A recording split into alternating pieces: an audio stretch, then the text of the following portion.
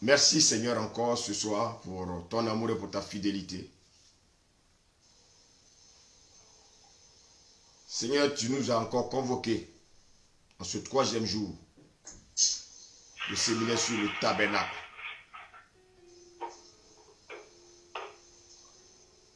Seigneur, nous voulons nous laisser conduire par ton esprit. Conduis-nous encore ce soir, Seigneur. Seigneur, nous ne savons rien, mais toi, tu sais toutes choses. Éclaire-nous et enseigne-nous ta parole. Ouvre nos yeux, Seigneur. Ouvre nos yeux. Ouvre nos yeux. Oui, Seigneur. Ouvre nos yeux parce que, Père, nous voulons comprendre ta pensée.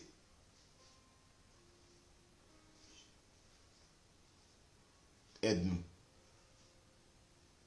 Nous voulons l'anneau profond avec toi.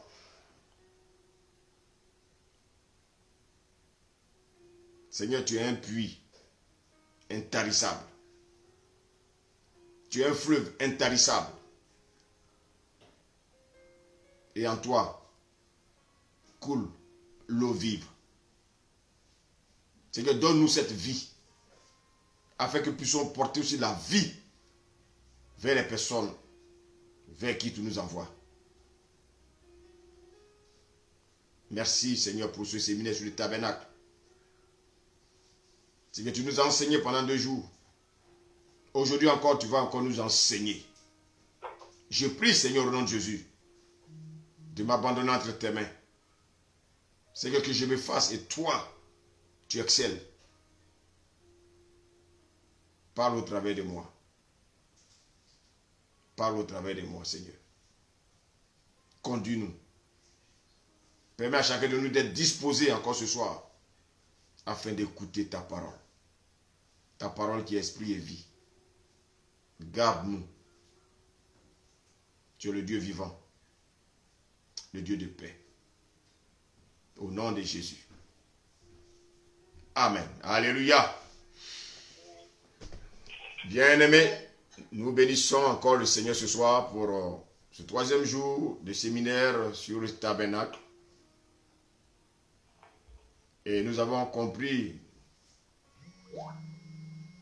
qu'en fait le tabernacle a une signification spirituelle. Nous avons parlé de la porte qui était Jésus.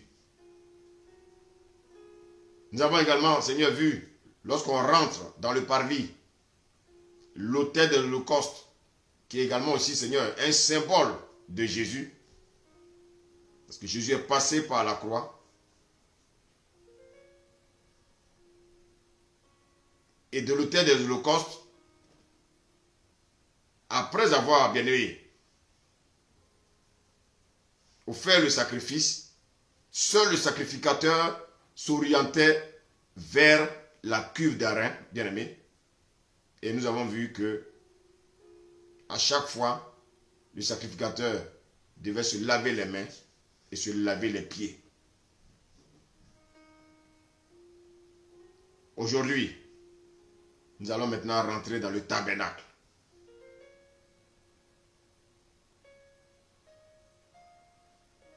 C'est un endroit où on se présentait avec révérence à Dieu. Notre Dieu est un Dieu bien-aimé qui a besoin de respect. Voici quoi, bien-aimé, lorsque nous devons nous approcher de lui, nous devons être saints. Mais aujourd'hui, nous ne lavons pas les mains, nous ne lavons pas les pieds. Mais nous lavons notre conscience. Nous lavons notre cœur. L'eau qui nous purifie, bien aimé, n'est rien d'autre que la parole de Dieu.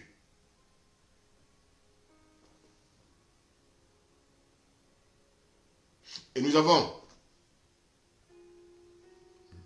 l'obligation de nous purifier avant de nous approcher vers notre Dieu.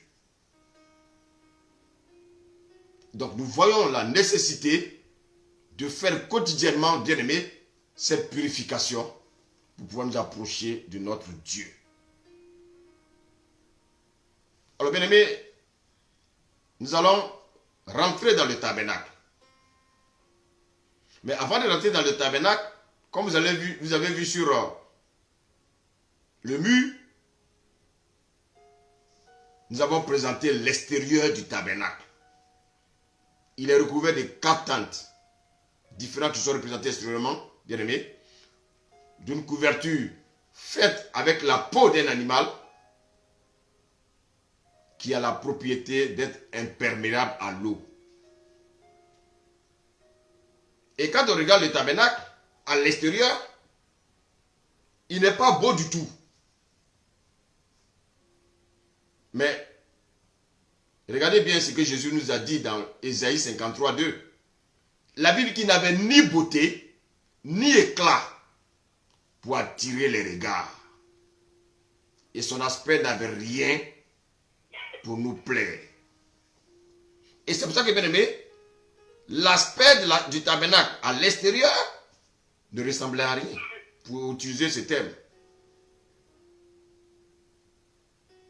Il n'avait rien pour attirer les regards.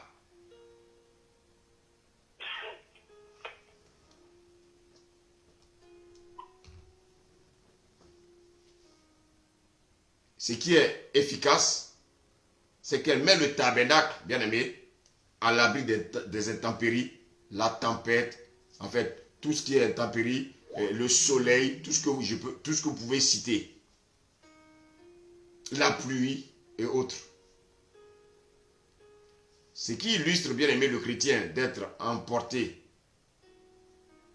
ça et là, à tout vent de doctrine.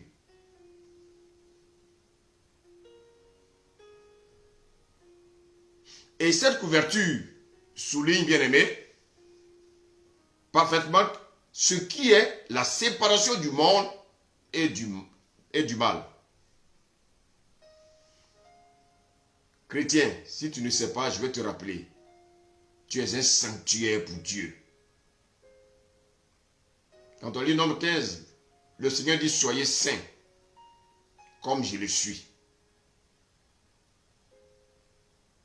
Notre corps est le temple du Saint-Esprit. Et l'assemblée chrétienne est une habitation de Dieu par l'Esprit. La deuxième couverture est faite également, bien aimé, de peau de bélier teintée en rouge.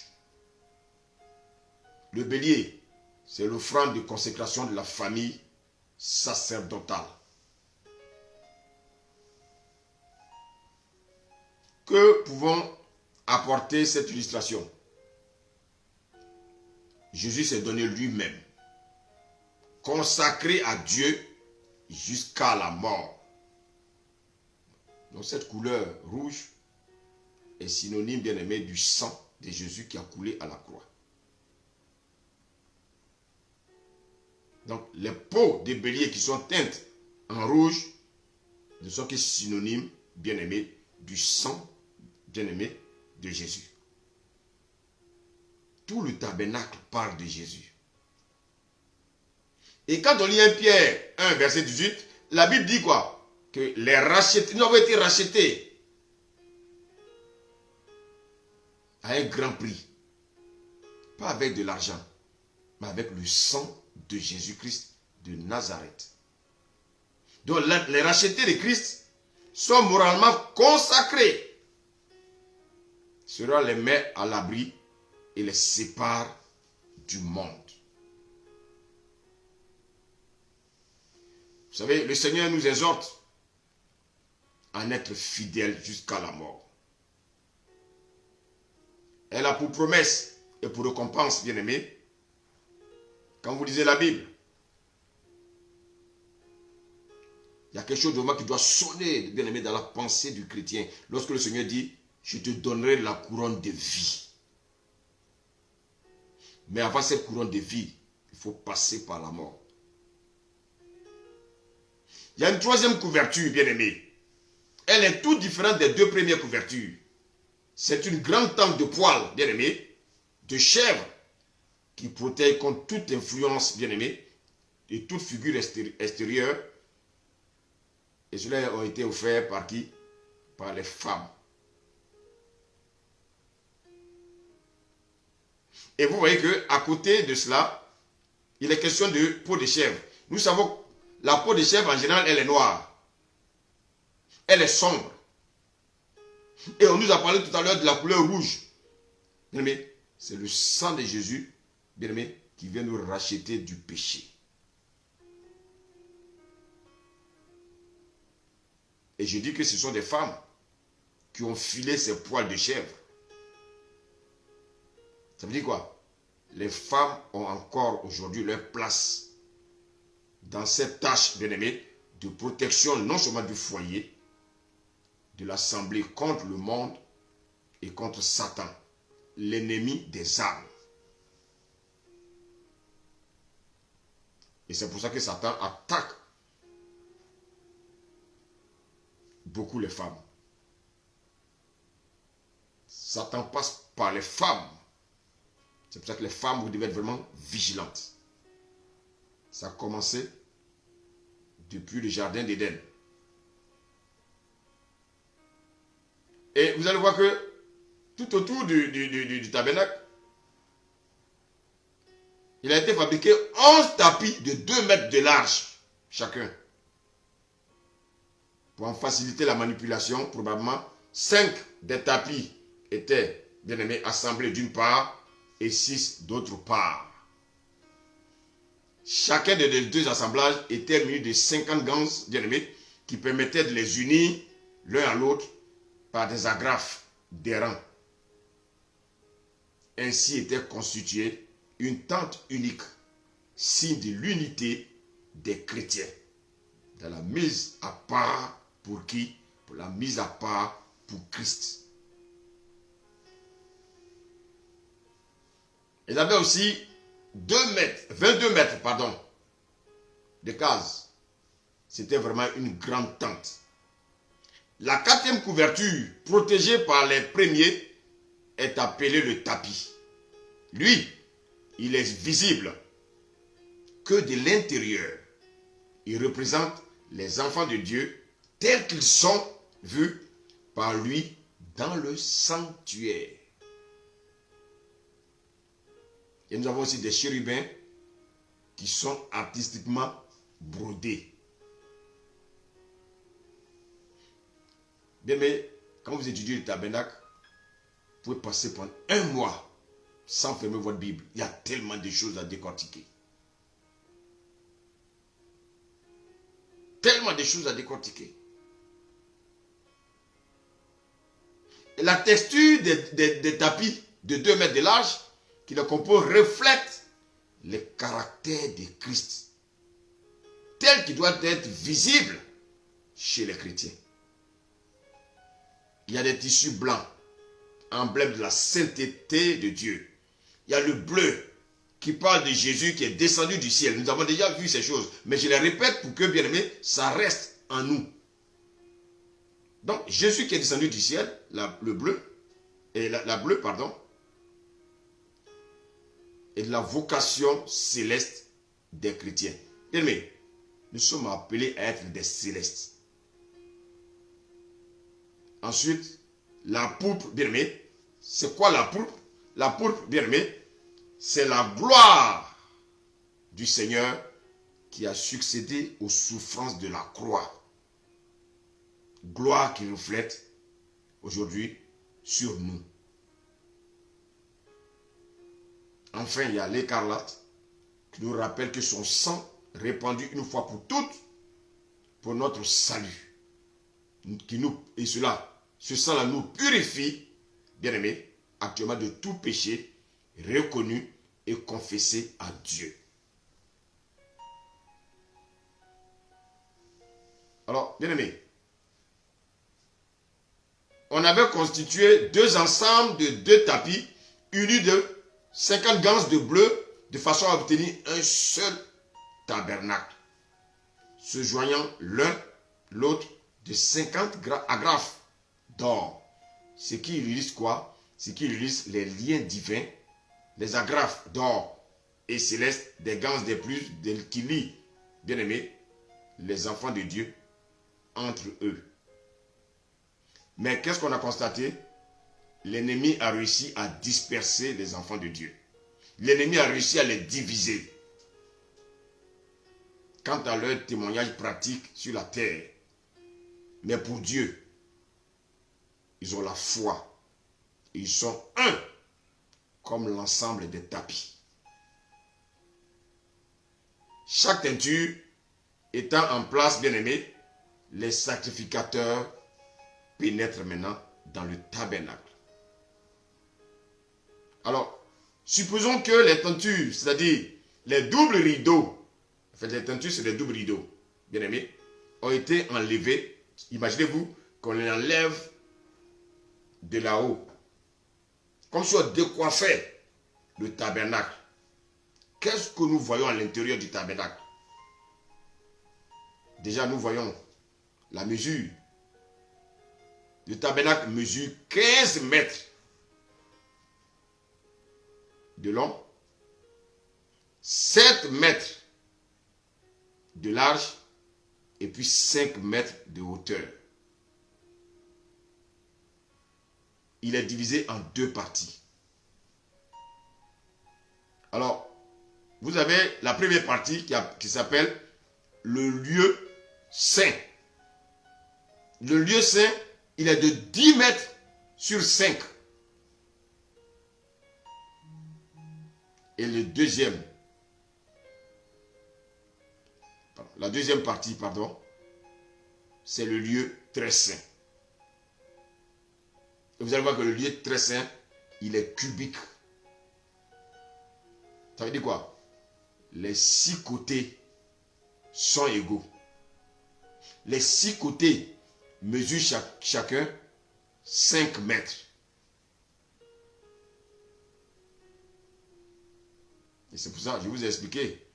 Je vous ai dit que l'amour de Dieu et la justice de Dieu, bien aimés, sont identiques.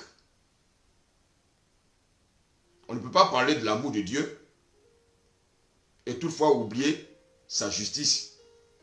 Dieu est certes amour, mais Dieu aussi nous corrige quand nous ne sommes pas bien aimés dans la légalité. Alors, à l'entrée du lieu saint, il y a un rideau qui est brodé, que les mêmes éléments bien aimés, de ce que nous avons vu, que les premiers tapis que nous avons vus, bien aimés, à l'entrée du parvis. On a parlé des piliers, le bois de sittim plaqué d'or. Si vous entendez parler de sittim, le sittim ce n'est rien d'autre, bien aimé, que l'acacia. C'est le bois d'acacia reposant sur des bases errantes. Ça veut dire quoi? Quand on parle des bases errantes, ça veut dire, bien aimé, ce sont des choses qui sont passées par le jugement. Nous devons passer par le jugement. Et vous avez encore des piliers. Au niveau du tabernacle, il y a encore des piliers. L'ensemble constitue la maison d'or. La charpente est constituée, bien aimé, de grosses planches de bois de sittim, donc des bois d'acacia de 5 mètres de haut, de 65 mètres de large, appelés des haies. Les planches et les renverses sont tous plaqués d'or. Et chaque planche repose sur 2 bases d'argent. Ça veut dire quoi? Ça veut dire que nous avons été rachetés. Quand on parle des bases d'argent, ça veut dire que nous avons été rachetés. Nous tous, nous avons été rachetés. Les 2 bases d'argent sur lesquelles repose chaque planche font penser à 2 vérités fondamentales révélées en Jésus-Christ. Et quelles sont ces 2 vérités? La justice et l'amour de Dieu dans la foi auquel le chrétien peut tenir debout spirituellement parlant. Mais il risquerait d'être renversé par le vent du désert, comme le serait une planche isolée si elle n'était pas liée aux autres. C'est pour ça, bien-aimés, cela souligne l'importance dans la vie chrétienne de ce que nous appelons la communion fraternelle. La communion fraternelle. Les enfants de Dieu sont unis en un seul corps. Par qui? Par le Saint-Esprit. Illustré, bien-aimé, par la traverse centrale, quand on regarde le tabernacle vu de l'ouest, c'est-à-dire derrière, dominé de toute cette teinture. C'est-à-dire, au lieu de regarder le tabernacle en se mettant du côté du parvis, c'est en se mettant, bien aimé, du côté derrière le tabernacle, bien aimé, qu'on voit toutes ces vérités-là. On distingue aussi, bien aimé, un plan. Le lieu très saint est séparé par le lieu, par, bien aimé, le lieu saint, par un voile. Nous allons voir tout cela. Je suis actuellement dans les généralités. Au-delà du tabernacle, on voit l'autel des reins et la large porte d'entrée du parvis. Donc vous voyez que je me mets derrière le tabernacle et ce que je vois, c'est ce que je suis en train de décrire actuellement. Quand on rentre dans le lieu saint, entièrement clos, sans fenêtre, qu'est-ce qu'on voit? On voit à droite les pains des propositions.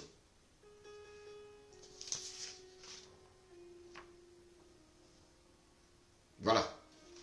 C'est ce que je montre un peu sur l'image. Ce n'est pas très clair, mais si vous regardez sur votre...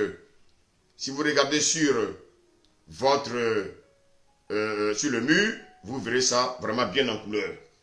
Donc les pains des propositions à droite et à gauche, vous avez le chandelier tout éclairé. Le chandelier qui est forgé d'une seule pièce en or pur. Et il a ces 7 lampes allumées qui sont alimentées d'huile d'olive pure qui brûle continuellement. Alors, et dans le fond, avant le voile qui sépare le lieu saint et le lieu très saint, nous avons l'autel des parfums. Tout ça ont des significations spirituelles. Le Seigneur va nous aider à comprendre ces choses. Donc je disais qu'à droite, nous avons la table des pains de proposition. Elle est haute de 75 cm. Elle mesure, bien aimé, 1 mètre de long et 50 cm de large. Elle est en bois d'acacia ou bien en bois de cytime, plaquée d'or pur. Et vous allez voir que les pains sont au nombre de 12. Pourquoi 12? 12 c'est le chiffre, bien aimé. C'est les 12 tribus du peuple d'Israël. Et vous allez voir que les pains sont placés, chacune surmontée, bien aimé, 2 rangées, chacune surmontée d'un sens. Alors pour nous chrétiens, cette table représente quoi? Cette table représente encore Jésus-Christ. Ici, il est vu comme portant tous les siens devant Dieu. Les pains eux-mêmes, faits de fines fleurs de farine, étaient renouvelés chaque sabbat et servaient de nourriture aux sacrificateurs. Cela nous rappelle quoi? Christ dit, il est le pain de vie. Il dit, je suis le pain de vie qui est descendu du ciel. Donc, il sert de nourriture spirituelle pour la formation de la croissance de notre homme intérieur. Le rebord qui entoure la table nous parle bien aimé de la sécurité que nous avons en lui. Et c'est pour ça que David, dans le psaume, disait, je dresse ma table devant mes adversaires. On utilisait également des ustensiles d'or, des coupes, des gobelets, des vases notamment lors de l'offrande d'un gâteau de fleurs de farine pétrie à l'huile que l'on aspergeait du jus de la vigne. C'était la libation. Et au fond, j'ai dit qu'il y avait, dans le lieu saint, il y avait, je vais revenir là-dessus, je suis en train de généraliser, il y avait l'autel des parfums qu'on appelle encore l'autel d'or. Et sur cet autel, si vous vous rappelez, le sacrificateur Zacharie, le père de Jean-Baptiste, offrait dans le temple le parfum. Lorsqu'un ange lui annonça la prochaine naissance de son fils. Et cet autel, il est aussi en bois d'acacia plaqué d'or pur et de petites dimensions carrées de 50 cm de côté. Donc, il a 1 mètre de haut, de hauteur. Alors, nous devons comprendre, bien aimé, ces choses pour ne pas être vraiment ignorants. Nous avons besoin d'être vraiment enseignés pour mieux comprendre ces vérités-là. Alors, rappelons-nous que quand Salomon a construit son temple sur le mont du rocher, le lieu saint, bien aimé, maintenant était placé sur le rocher principal. Et l'arche de l'alliance reposait aussi sur ce rocher. Et ce rocher fait référence à qui? Ce rocher fait référence à Christ, le rocher du mont Sion. Le rocher au pied du mont Morija. Si vous vous rappelez bien, tout est dans la Bible.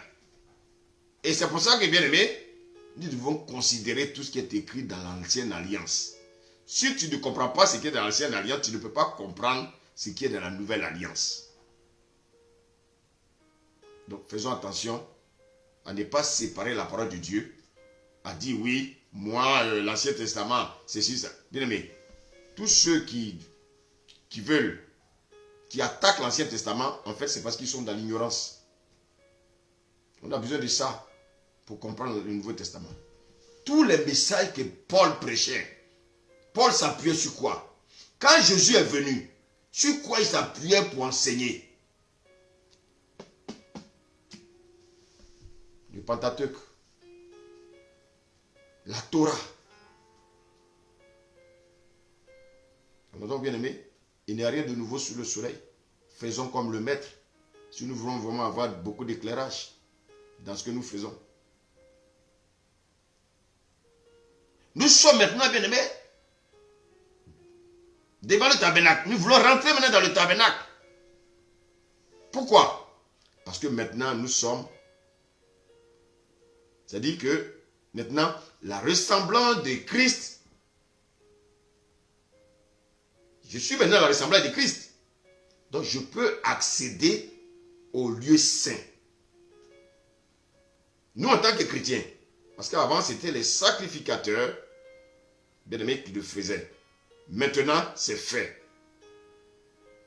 Moi, en tant que sacrificateur, je peux maintenant rentrer dans le lieu qu'on appelle le lieu saint. Vous savez, la Bible nous dit, dans le livre donc, de Hébreux 10, serviteur Jean-Claude, est-ce qu'on peut lire ensemble Hébreux 10, verset 19?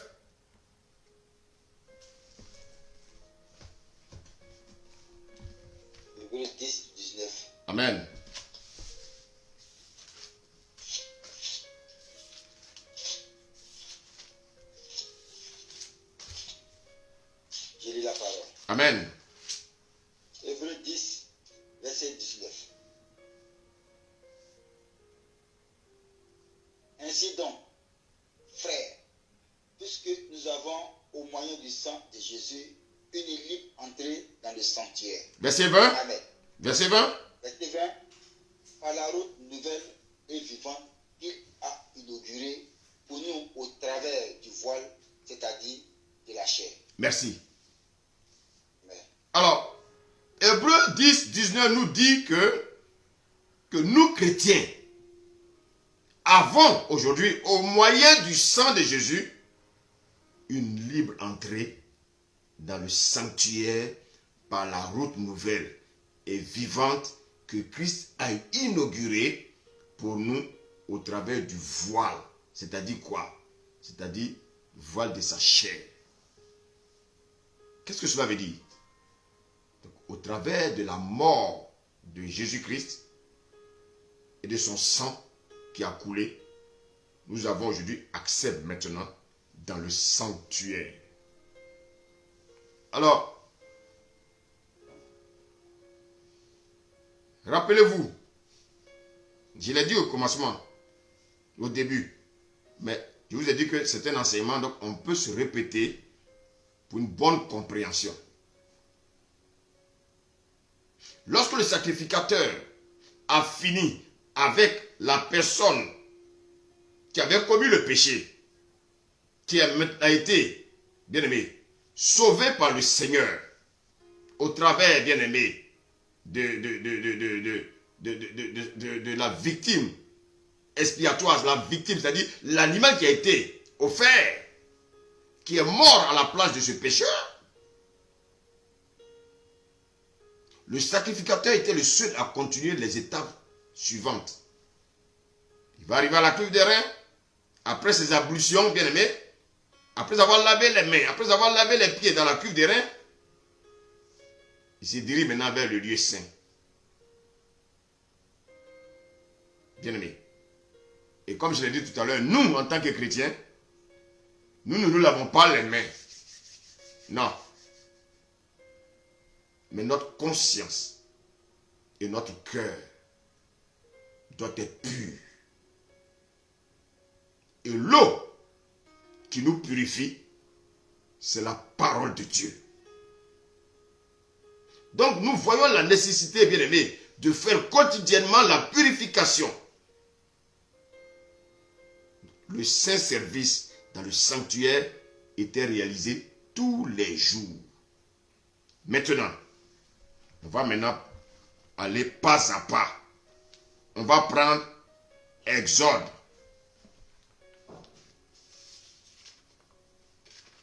« 25.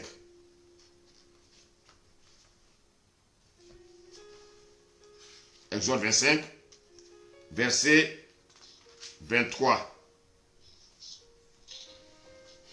Exode 25, verset 23. Amen.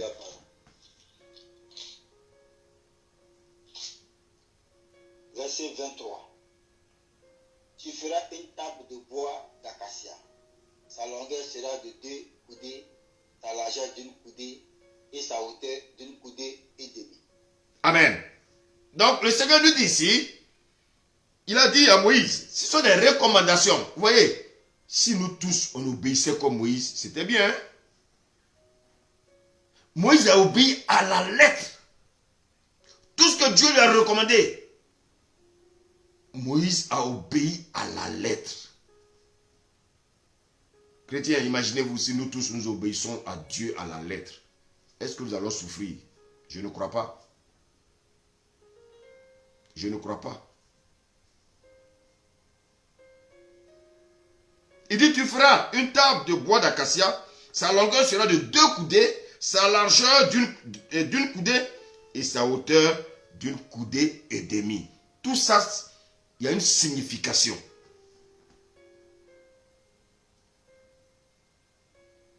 On va l'expliquer pas à pas. Lis le verset 24 à 25. 24 à 25.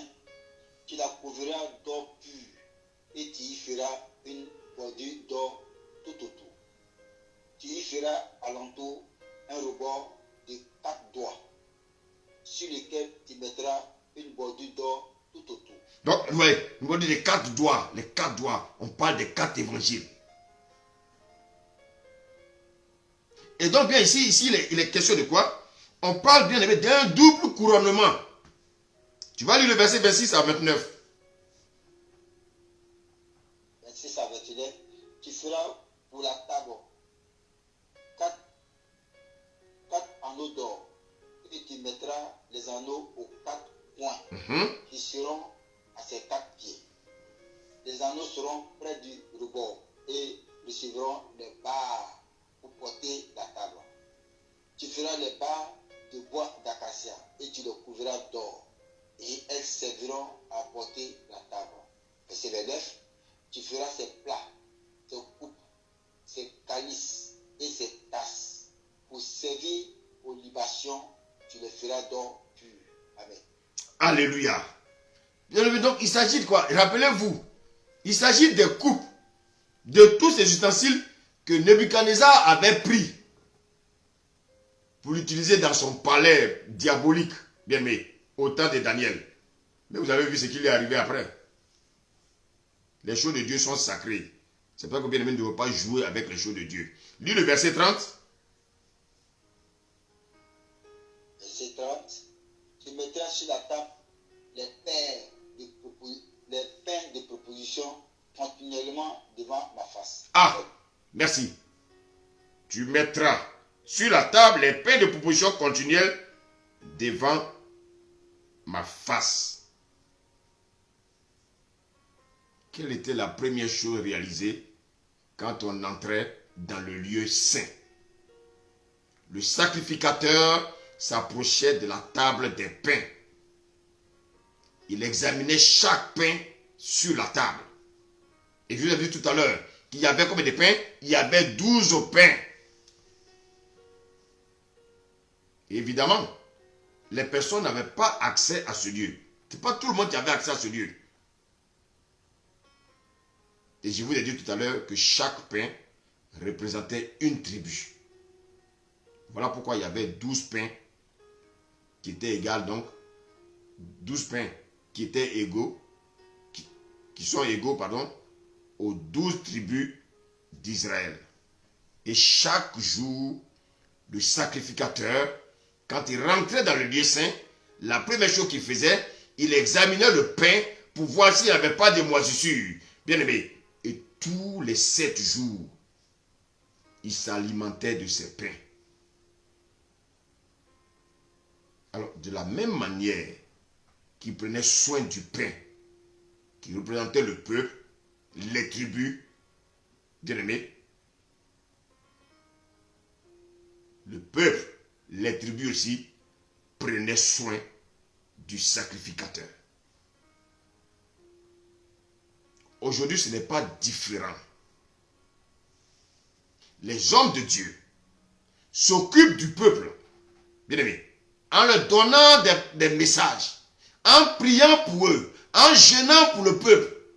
Ils prêtent toujours leur attention pour que le peuple ne vienne pas, bien aimé, à rétrograder, c'est-à-dire moisir. Quand on parle de la moisissure du pain, on vérifie si les pains étaient en bon état. Bien aimé, notre rôle aussi, c'est de voir si vous êtes aussi, bien aimé, en bon état. Ça veut dire quoi? Voir si vous n'avez pas rétrogradé. Parce qu'il est facile de rétrograder, frère. Je me dis, pendant ce moment de confinement, combien de chrétiens n'ont pas rétrogradé? Combien n'ont pas rétrogradé? Seigneur, aide tes enfants, s'il te plaît, Seigneur. Donc, bien aimé, les sacrificateurs, ils avaient pour rôle de prendre soin du peuple. Comme aujourd'hui, les hommes de Dieu doivent prendre également soin du peuple de Dieu. Pour ne pas que le peuple moisisse, comme cela arrivait dans le passé avec le pain. Alors, de la même manière, les hommes de Dieu s'occupent du peuple de Dieu. Bien aimé, le peuple aussi prend soin des besoins. Je dis bien, prend soin des besoins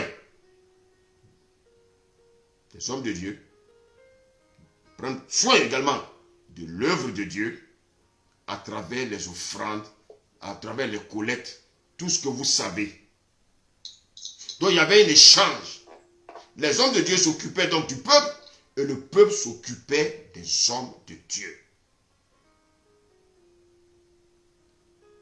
Qu'est-ce que nous devons encore comprendre, nous, en tant que chrétiens? La table des pains de proposition, bien-aimés, nous devons comprendre que le Seigneur nous convie dans une communion avec lui, dans l'intimité d'une, bien-aimée, d'une communion avec lui. Quand nous lisons la parole de Dieu, cela veut dire quoi? Cela veut dire, chaque fois que nous ouvrons notre Bible, chaque fois que nous sommes en train de méditer, cela signifie que Dieu nous invite à sa table. Quand on prend l'histoire de Méphibosheth, je vais essayer d'exploiter ça un peu, on va comprendre quelque chose. Serviteur, on va prendre 2 Samuel 9, à partir du verset 3. 2 Samuel 9, à partir du verset 3. Je vous rappelle que Méphibosheth, c'était le fils de Jonathan. Jonathan, bien aimé, la Bible dit, c'était le fils de Saül qui aimait David. Et nous savons dans quelles conditions Jonathan est mort. Et c'est pour ça qu'il faut être reconnaissant dans la vie. C'est peut-être tu peux lire? 2 Samuel 9. À partir du verset 3. À partir du verset 3. Je lis la parole. Le roi dit, n'y a-t-il plus personne de la maison de Saül pour qu'il juge envers lui de la bonté de Dieu? Et Shiba répond au roi, il y a encore un fils de Jonathan, perclus des pieds. Regardez, pourquoi cette précision? Perclus des pieds. C'est-à-dire quoi? Il ne peut pas être à ton service. Il est perclus des pieds. Il est handicapé. Mais ce n'est pas ça qui intéresse David. C'est pas ce que David veut entendre. Continue, serviteur. Le roi lui dit, où est-il? Et Shiba répondit au roi, il est dans la maison de Maki, fils d'Amiel, à Lo-Débar. Le roi David l'envoya chercher dans la maison de Maki, fils d'Amiel, à Lo-Débar. Et Méphibosheth, fils de Jonathan, fils de Saül, vint auprès de David, tomba sur sa face et se prosterna. David dit, Méphibosheth, et il répondit, voici ton serviteur. Verset 7. David lui dit, ne crains point, car je vais te faire du bien.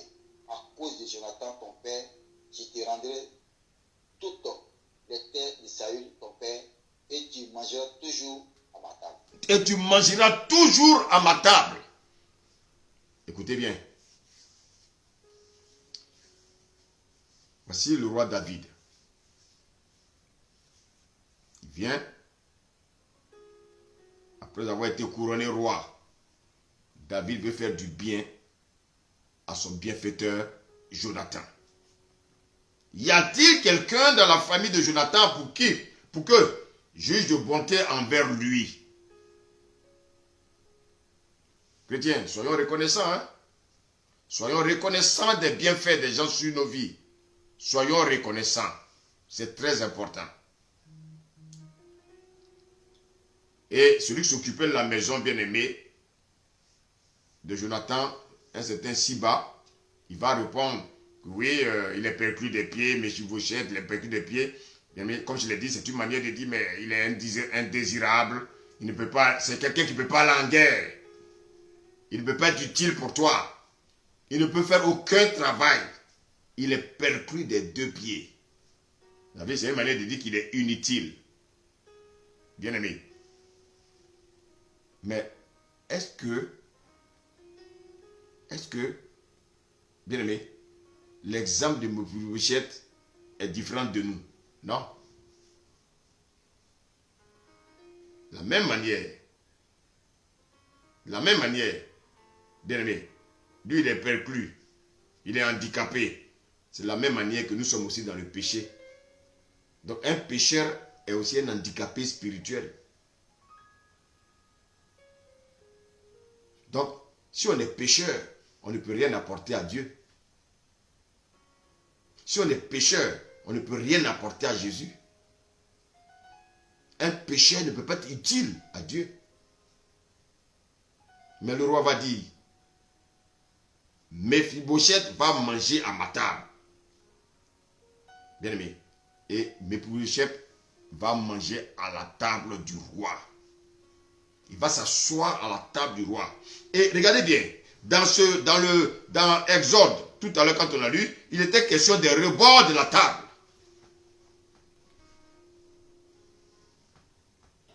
Les rebords de la table cachaient quoi? Les rebords de la table cachaient l'infirmité de Mephibosheth. Quand on vient à Jésus, quand on est dans la communion avec le roi, notre infirmité ne se voit pas. Pourquoi? Parce qu'on mange avec le roi. Bien aimé, le roi nous donne une dignité. Christ nous appelle à avoir une communion avec lui. Il veut rentrer, bien aimé. Il veut nous faire rentrer dans la dignité. Le roi veut nous faire retrouver notre dignité au travers de son Fils. Le Seigneur ne veut pas que nous mangeons à la table des démons, mais de manger à la table véritable. Où il est dans une intimité avec nous. Il faut qu'on soit proche de lui. Et regardez bien, qui donnait à manger à Mephibosheth? C'est le roi. Qui doit nous donner à manger? C'est Jésus. Mais seulement, il faut qu'on se mette à sa table. Si nous ne sommes pas à la table de Jésus, comment mangerons-nous les mets de Jésus?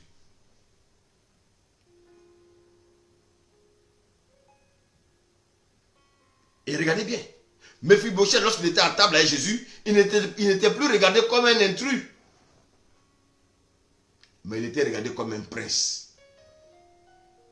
Il mange à la table du roi.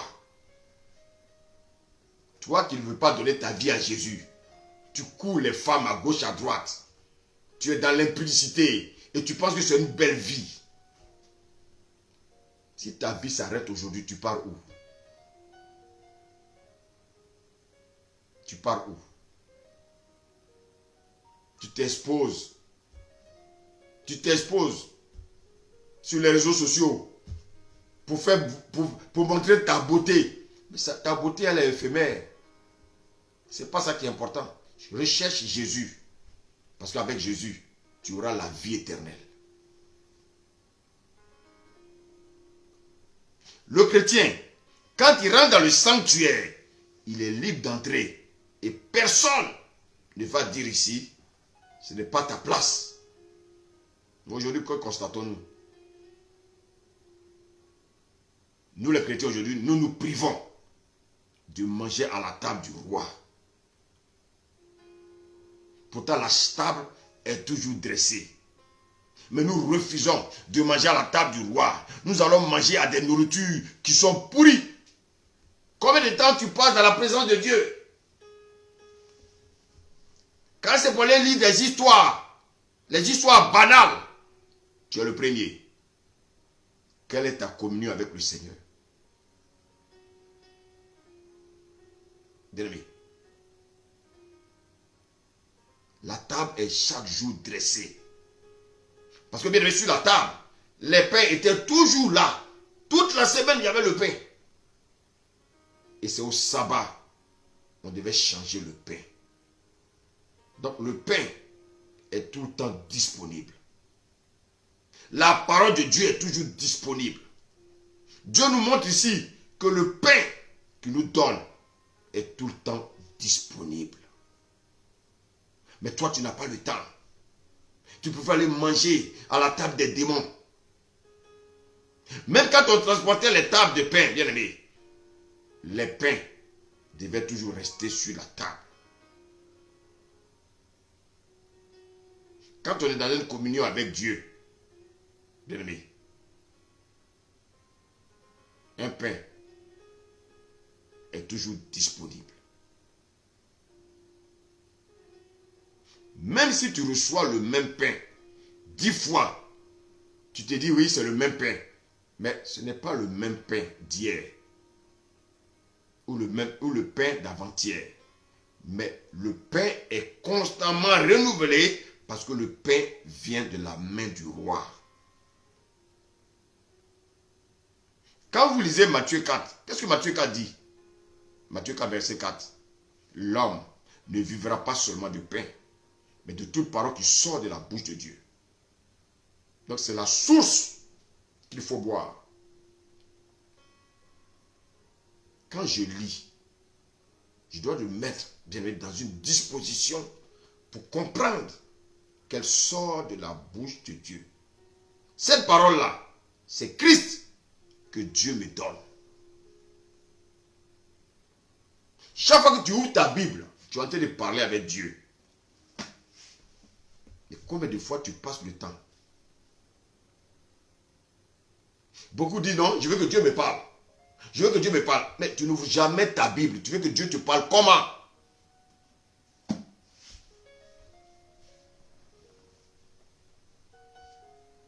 Bien aimé. Souvent on peut dire, ah c'est toujours la même chose qu'on entend. J'ai déjà vu ça. Non. Le pain est constamment renouvelé. C'est avec cet esprit que nous devons aller à la table du roi. C'est chaque jour que Mephibosheth mangeait à la table du roi. Donc chaque jour, nous devons manger la nourriture spirituelle. Ces pains devaient être renouvelés chaque sabbat. Et qui les mangeait? Les sacrificateurs. Et c'est là que tu dois reconnaître que maintenant tu es sacrificateur. Il ne faut pas dire je suis sacrificateur pour quand ça t'arrange. C'est là. Le Seigneur dit maintenant que tu peux rentrer maintenant dans le lieu saint. Tu es maintenant sacrificateur. Donc toi aussi tu peux manger le pain de proposition. Bien aimé. La table était le lieu de la communion. Dieu se révèle comme celui qui nourrit son peuple avec le pain. Et quel est ce pain? C'est le pain de vie. Et le pain de vie, c'est qui? C'est Christ. Donc cette table était une invitation à communier à la table du roi. Et c'est ce qui montre le symbole de la communion. Et maintenant, quand on a lu, on va revenir encore dans le livre d'Exode, bien aimé, qui est un livre très très important, bien aimé. Quand on a lu, on va relire encore dans Exode 25. Tout à l'heure, on a vu au verset 23 que la table de bois était en bois d'acacia. Sa longueur, ce sera de 2 coudées. Sa largeur d'une coudée et sa hauteur d'une coudée et demie. Qu'est-ce que ça signifie? Il dit 2 coudées. Donc ça fait quoi? 2 coudées. Ça fait 2 personnes. Dans Apocalypse 3, verset 21, Jésus dit quoi? Je me tiens à la porte et je frappe. Celui qui m'ouvre, je souperai avec lui et lui avec moi. Donc c'est une communion. Donc Dieu nous invite à la communion. La Bible dit que la largeur de 1 coudé montre également qu'il est le Dieu unique.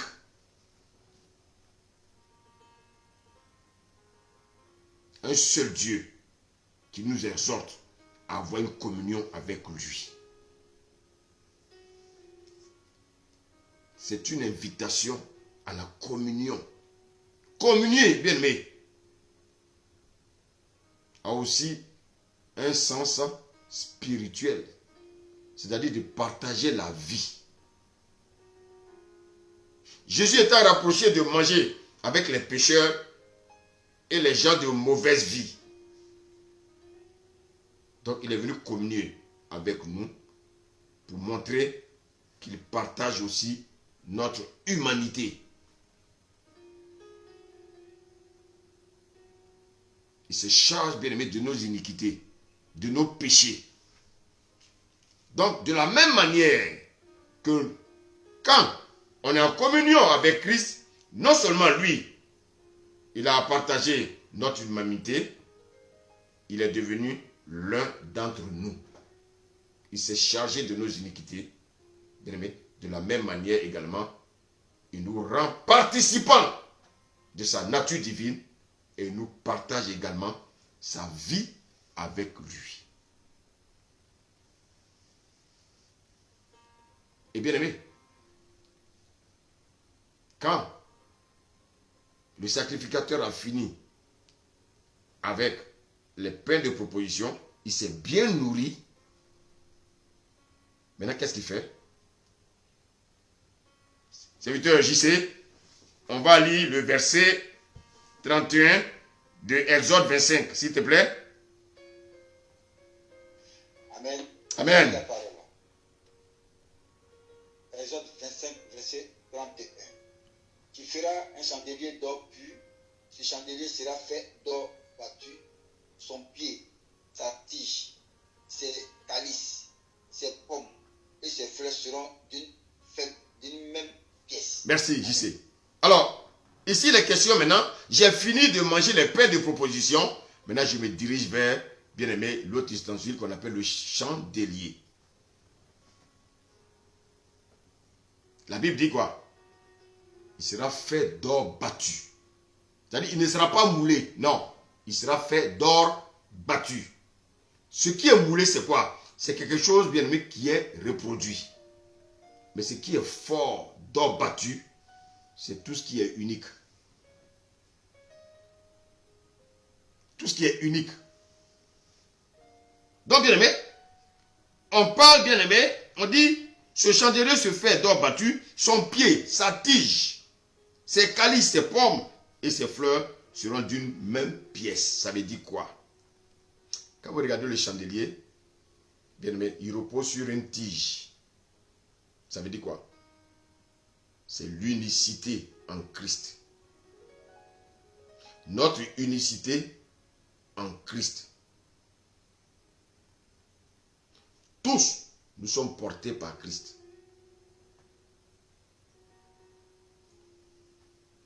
Tu vas lire le verset 32 au verset 40, s'il te plaît. Verset 32 au verset 40. Amen. Six branches sortiront de ses côtés.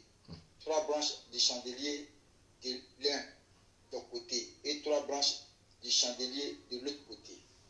Il aura sur une branche 3 calices en forme d'amande avec pommes et fleurs.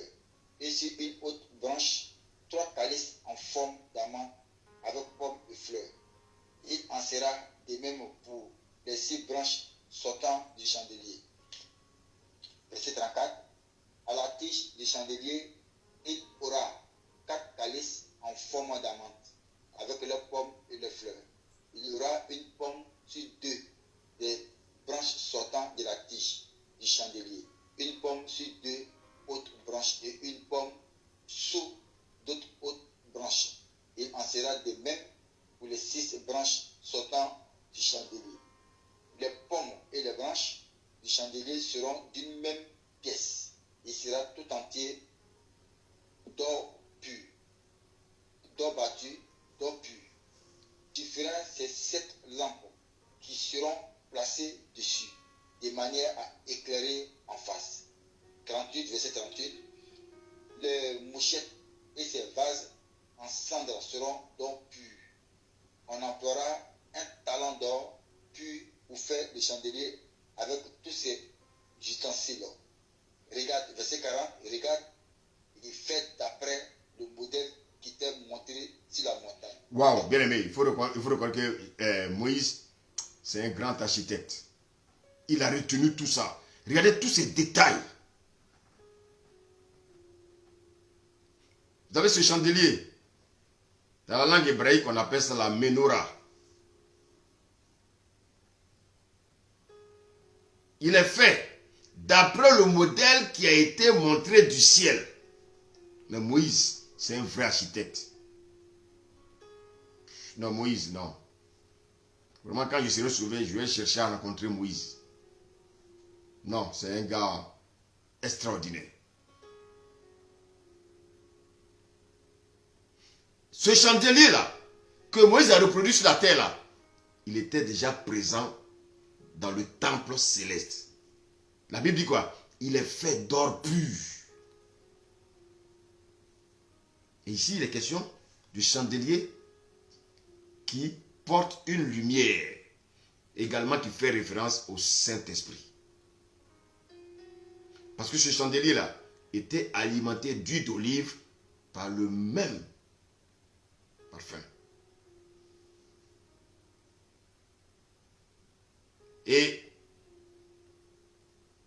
bien aimé, pour montrer que nous également, à qui Dieu nous donne son esprit ne vient pas d'ailleurs, son esprit vient de sa nature céleste. Et pour que la flamme de l'esprit reste allumée, nous avons besoin également que l'esprit que nous avons soit l'huile qui nous alimente. Nous ne devons pas prendre une huile étrangère. Aujourd'hui, malheureusement, des gens vont dans des pays, vont prendre des bagues, des trucs bizarres pour venir faire tomber les gens. Frère, ça c'est de l'huile étrangère, frère. Quels sont ces chrétiens qui tombent tous les jours mais qui ne guérissent pas?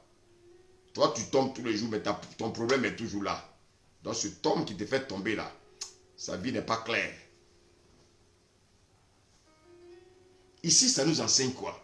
Ça nous enseigne que Christ est celui qui nous donne son esprit. Et cet esprit-là est essentiel pour que nous ayons nos lampes allumées, bien aimés, chaque jour et chaque instant. Et c'est très très important. Un chrétien doit avoir tout son... Bien aimé, l'esprit de Dieu doit être vif. Son esprit doit être toujours vif. Il doit être disposé à entendre la voix de Dieu. Bien aimé. Et la Bible nous dit que dans ce lieu saint, le chandelier qui était fait d'or battu également est un appel à avoir une vie de sanctification. Et vous allez voir que le chandelier n'a pas de mesure précise. Pourquoi? Parce que Dieu ne voulait pas que ça soit reproduit. Dieu ne voulait pas que ça soit un objet d'idolâtrie. Mais c'est surtout, bien aimé, pour montrer qu'on ne peut pas mesurer la dimension et la grandeur de l'esprit. C'est très important.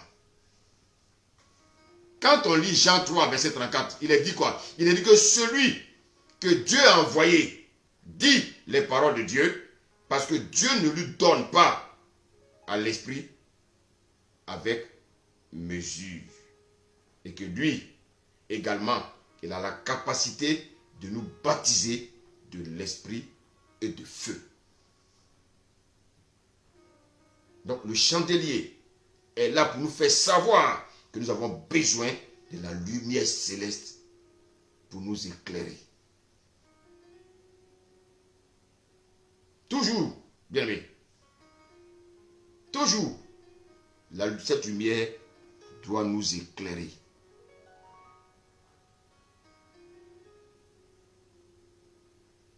Il ne faut pas aller chercher le feu étranger.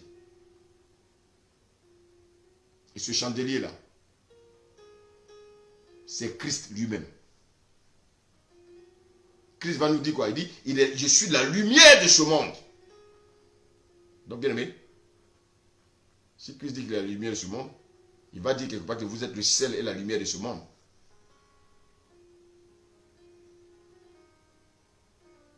Et qu'est-ce que tu fais de cette lumière? Il y a beaucoup à qui Dieu a donné la lumière, mais qui veulent retourner dans les ténèbres.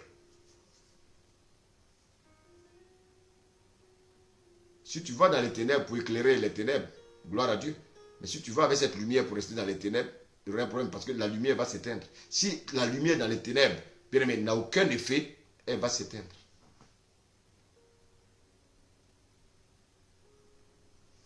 Alors, chrétien, lorsque le sacrificateur finit d'allumer, bien aimé, le chandelier, c'est-à-dire que le chrétien doit être toujours, bien aimé, son esprit doit être toujours vif, son esprit doit être toujours allumé, il doit être toujours disposé. Qu'est-ce qu'il fait? Il s'oriente maintenant vers l'autel des parfums. Serviteur, on va prendre Exode 30. À partir du premier verset. Je lis la parole. Exode 30, verset 1. Tu feras un autel pour brûler des parfums. Tu le feras de bois d'acacia. Ah, tu feras un autel pour brûler des parfums. Et tu le feras de bois d'acacia. Tout à l'heure, je vous ai dit que ça nous rappelle qui? Ça nous rappelle le père de Jean-Baptiste. Bien aimé. Il est dit que c'était son tour d'offrir les parfums au moment de l'offrande du soir. Cette offrande du soir, bien aimé, qui se faisait à 15 heures. Il y avait une offrande, bien aimé, donnée à 9 heures, c'est-à-dire à la 3e heure. Et une offrande qui devait être donnée à la 9e heure, c'est-à-dire à 15 heures. Alors, bien aimé, une offrande le matin pour ouvrir les dons des sacrifices et une offrande le soir pour clôturer. Alors, nous, qu'est-ce que cela veut nous enseigner, nous? Christ a été immolé à quel moment? Au moment de l'offrande du soir. Christ est mort à la 9e heure. En ce moment-là, quand il a rendu l'âme, la Bible dit quoi? Que le rideau du temple s'est déchiré en deux. Et à cette heure-là, il y avait un sacrificateur, c'est-à-dire un prêtre, qui était là pour offrir le parfum. Donc il a été témoin que le rideau du temple a été déchiré. Est-ce que tu peux lire le verset 2? Verset 2. Amen. Sa longueur sera d'une coudée et sa largeur d'une coudée. Il sera carré et sa hauteur sera de 2 coudées. Tu feras des cônes qui sortiront de l'autel. Lis jusqu'au verset 9. Tu le couvriras d'or pur, le dessus, le côté, tout autour, et le cône. Et tu y feras une bordure d'or tout autour. Verset 4. Tu feras au-dessous de la bordure 2 anneaux d'or aux 2 côtés. Tu en mettras 2 et tu en mettras aux 2 côtés pour recevoir les barres qui serviront à le porter. Tu feras les barres de bois d'acacia et tu les couvriras d'or. Tu placeras l'autel en face du voile qui est devant l'arche du témoignage, en face du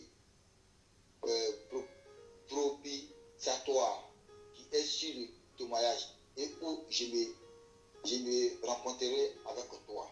Verset 7.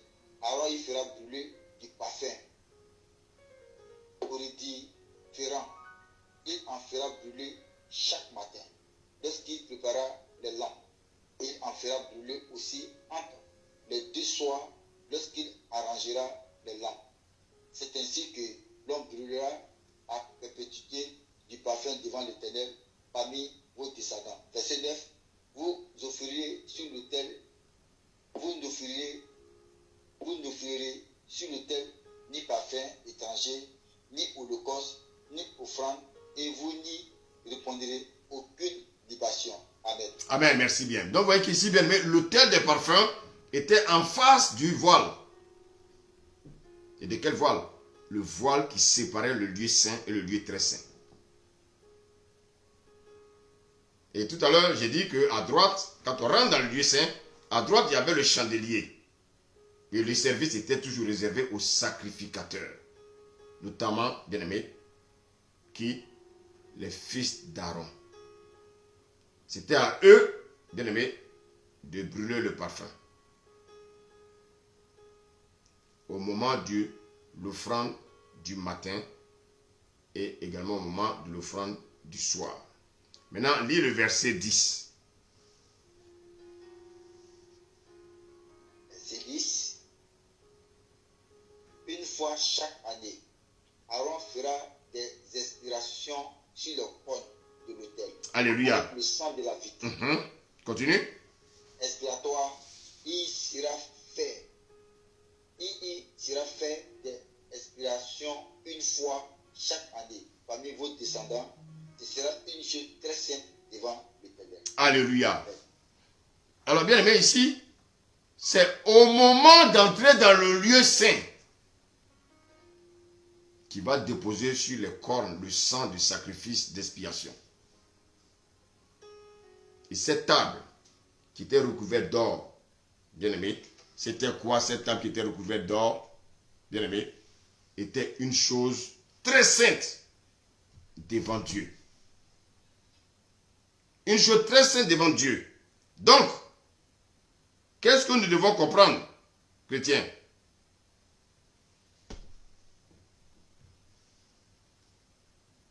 Le seul élément où on versait chaque jour du sang, seulement une seule fois au moment des expiations, bien aimé, c'est le seul élément qui porte le nom.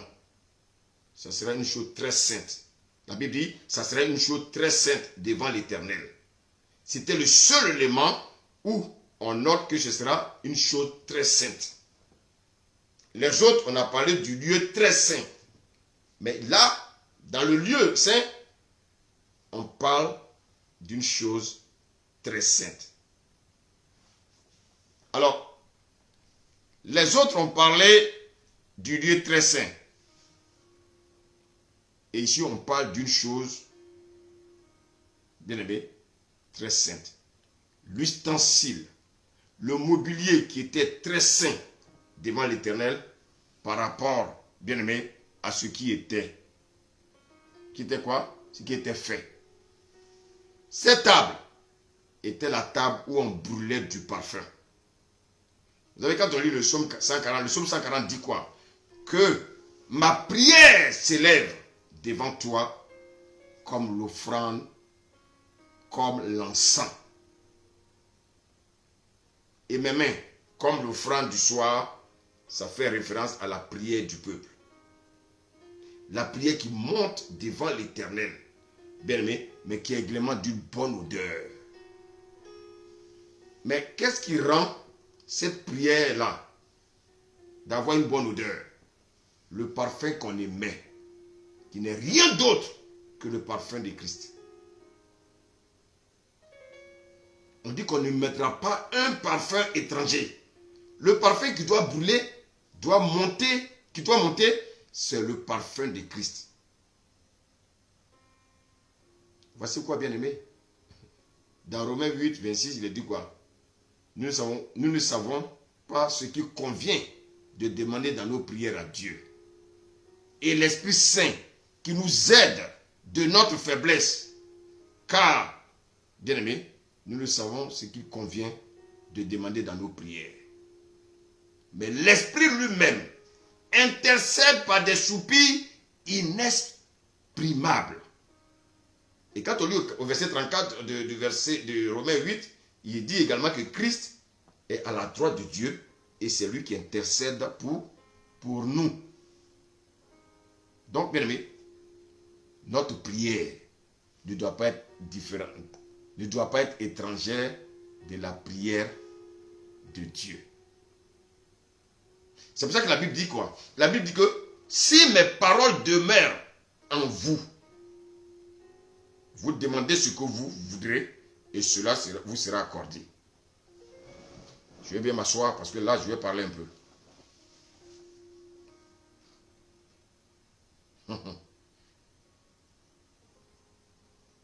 Les gens disent, mais de quoi il va parler? Oui, écoutez. Si mes paroles demeurent en vous, demandez ce que vous voudrez et cela vous sera accordé. Écoutez, quand ma prière est étrangère à la parole, si la prière ne reflète pas ce qui est écrit, alors ma prière est une prière étrangère. Donc cela ne peut ne pas être, cela ne sera pas, ma prière ne sera pas recevable devant Dieu. Je donne un exemple. Tu rencontres un homme marié et puis tu pries pour que cet homme-là divorce et puis toi, tu vas le prendre comme mari.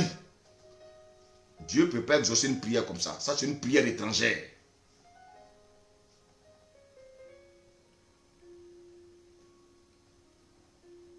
Dieu n'exauce pas les prières étrangères.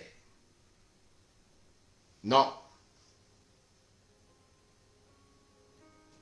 Bien-aimés, nous devons être attachés à la parole. Car c'est la parole qui demeure en nous. C'est avec ces paroles-là que nous devons prier. Quand le Seigneur dit, aimez vos ennemis, et toi tu pries, tu dis, Seigneur, je veux, celui-là, il est contre moi, Seigneur, il faut qu'il meure. Ça, ce n'est pas une prière que Dieu va exaucer. Il dit, le parfum que nous émettons doit être le parfum de Christ. Sa parole. Bien-aimé. Bien-aimé. Ta vie doit refléter, bien-aimé, le parfum de Christ. Et cela doit porter une bonne odeur de Christ. Cette prière que tu fais là, elle peut être entendue par Christ. Ah Seigneur, oui, voilà, oui. Seigneur, il faut que ma femme meure. Il faut qu'elle meure pour que je prenne une autre femme. Ça, c'est une prière diabolique.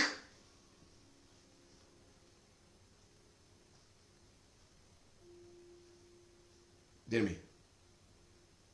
La Bible dit qu'il y a une coupe d'or qui est remplie du parfum de Christ. Ce sont les prières des saints. Ça, c'est dans l'Apocalypse. On ne prie pas pour prier. Il y a des gens qui se lèvent comme ça et disent, oui, je vais prier. Ah Seigneur, oui, je te prie. Oui, ma voisine a acheté une voiture. Il faut que j'achète aussi une voiture. Seigneur, ça c'est une prière diabolique. Convoitise.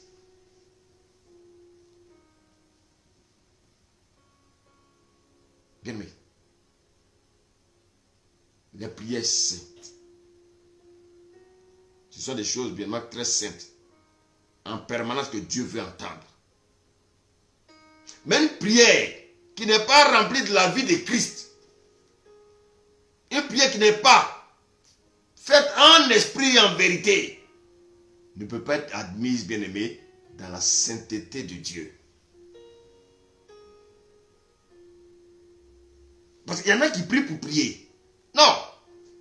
Une prière qui est attachée à la parole, qui est fondée sur la parole, bien mais dans une communion vraie à la parole, elle aura des effets positifs.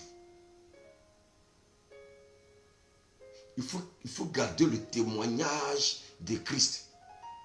Quand tu gardes le témoignage de Christ, ta prière a une valeur. Il faudrait que ta prière soit la prière de Christ. Parce qu'il habite en toi. Donc, quand tu pries, il faut que ce soit la prière de Christ qui sort en toi. Bien-aimé. La prière convenable nous est insufflée par qui? Par l'Esprit et par la parole qui réside en nous. C'est pour ça qu'il faut manger la parole, il faut la manger. La Bible dit que la parole de Christ habite en nous dans toute sa richesse. Mais si elle habite en nous dans toute sa richesse, normalement, bien-aimé, toutes nos prières devaient être exaucées. Donc, écoutez-moi bien, la prière ne peut pas se dissocier de la vérité de la parole de Dieu. Et pour que nos vies portent ce parfum, il faut vraiment que la prière, la parole de vie soit enracinée en nous. Et qui fera brûler du parfum, bien aimé? Quand la parole a une bonne odeur, lorsque tu lèves la parole, tu lèves des prières, Dieu écoute, Dieu exauce. Ah Seigneur, dans ma famille, tout le monde est marié, sauf moi, Seigneur. Ça, c'est une prière diabolique. Ah Seigneur, dans ma famille, tout le monde a un enfant, sauf moi. Seigneur, j'ai fait quoi? Qu'est-ce que j'ai fait à toi? Qu'est-ce que je t'ai fait, Seigneur? Qu'est-ce que je t'ai fait? C'est une prière diabolique.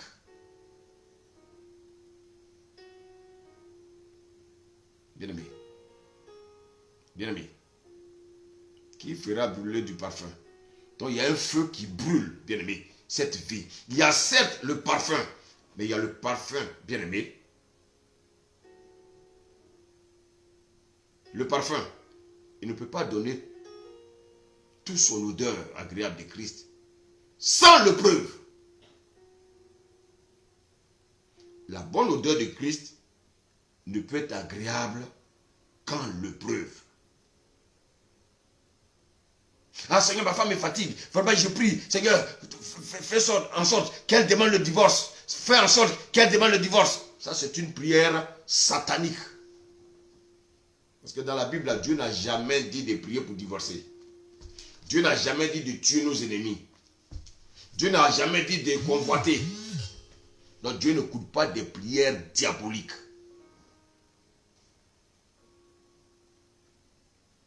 Bien-aimé.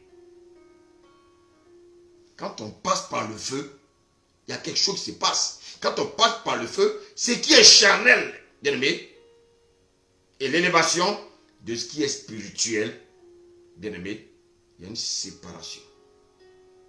Il y a une séparation de ce qui est charnel et de ce qui est spirituel. Dieu veut une prière pure. Pourquoi vous n'êtes pas exaucé? Regardez vos prières. Donc le sarment doit vraiment mourir. Il faut qu'on t'émonde. Le sarment doit passer par le feu pour que la valeur de ce qui est spirituel puisse vraiment sortir. Quand on lisait Matthieu 6, verset 6, la Bible dit quoi? Quand tu pries, va dans le secret, entre dans ta chambre. La prière véritable ici du croyant n'est pas quelque chose, bien aimé, qu'on fait, qui est fait de manière visible. Non, il dit entre dans ta chambre. Ne priez pas comme les pharisiens hypocrites qui aiment se faire voir et qui prient au coin des rues. Bien aimé, c'est pas au coin des rues qu'on va mettre notre natte et se baisser pour voir notre postérieur, bien aimé, et être vu des hommes. Non, c'est pas ça. La prière, c'est un moment de communion dans un lieu de communion. De cœur à cœur, où on rencontre notre Dieu unique. Bien-aimé. Mais sa longueur, la Bible dit, sa longueur et sa largeur sera d'une seule coudée. Ça veut dire quoi? Ça veut dire quoi? C'est le lieu où on rencontre notre Dieu est unique. Celui-là est unique. Il n'y a pas deux lieux où on rencontre notre Dieu. Le lieu où on rencontre notre Dieu, c'est un lieu unique. C'est le lieu de l'intimité où on est avec Dieu. Où on est imprégné de la pureté et de la sainteté de l'odeur de Christ. C'est le lieu du cœur à cœur. C'est un lieu d'une vie de communion personnelle avec Dieu.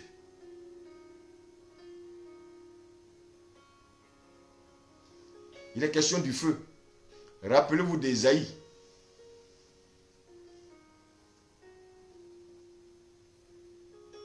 Il dit, malheur à moi si je suis un homme aux lèvres impures. Mes yeux ont vu le Seigneur. La Bible dit quoi? Il y a un ange qui est venu, qui est allé, bien aimé, sur l'autel. Il a pris quoi? Il a pris la presse. Il va toucher les lèvres. Et il va lui dire que ton iniquité est expiée. Qu'est-ce qui sort de ta bouche? Alors, donc, quel est le chrétien qui s'approche de Dieu? C'est le chrétien dont l'iniquité a été expiée. Et quand on se présente devant le Seigneur, dans le lieu saint, bien aimé, dans la prière, non seulement nous sommes dans le lieu saint, et ça révèle aussi, bien aimé, un peu l'histoire de Moïse. Dans le buisson ardent, bien aimé, où il est dit que le Seigneur lui a dit, ôte tes souliers, car le lieu où tu te tiens est saint. Donc, bien aimé, il faut qu'on soit dépouillés de tout ce qui est charnel, tout ce qui est mondain, tout ce qui est humain, tout ce qui est attaché à la souillure. Parce que le soulier était, bien aimé, et faisait partie des éléments du vêtement, bien aimé, de l'homme qui était en contact avec la poussière, avec la souillure, et qui font, bien aimé, référence à notre humanité déchue. Nous avons été tirés de la poussière, nous retournons à la poussière. Vous voyez que les Juifs, avant de faire les ablutions, qu'est-ce qu'ils faisaient? Ils se lavaient les pieds, ils se lavaient les mains.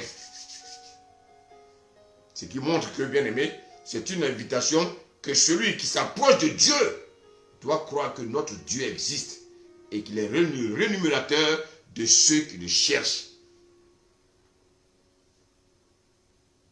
Et qu'il y a l'appel ici à une vie de sanctification. Non seulement il est dans un lieu saint, mais lui également doit porter les signes d'une sanctification, d'un dépouillement, car dépouillé de quoi? De sa vie passée. Dépouillé de son caractère mauvais. Il est engagé dans une vie de sanctification quotidienne. Et le parfum brûle le matin et le soir. Ça veut dire quoi? C'est-à-dire que le sacrificateur, à la sortie du sanctuaire, après avoir offert les parfums, même ses vêtements sentaient le parfum. Même les vêtements du sacrificateur sentaient le parfum. C'est-à-dire quoi? Que toute la journée, il doit porter l'odeur de Christ. Qui met son parfum dans la journée et puis déjà vers midi, il n'y a plus de parfum? Il faut le remettre. Le soir également, quand il offre le parfum, toute la nuit jusqu'au petit matin, il porte encore en lui, bien aimé, l'odeur du parfum, c'est-à-dire l'odeur de Christ. Bien aimé, ça veut dire quoi?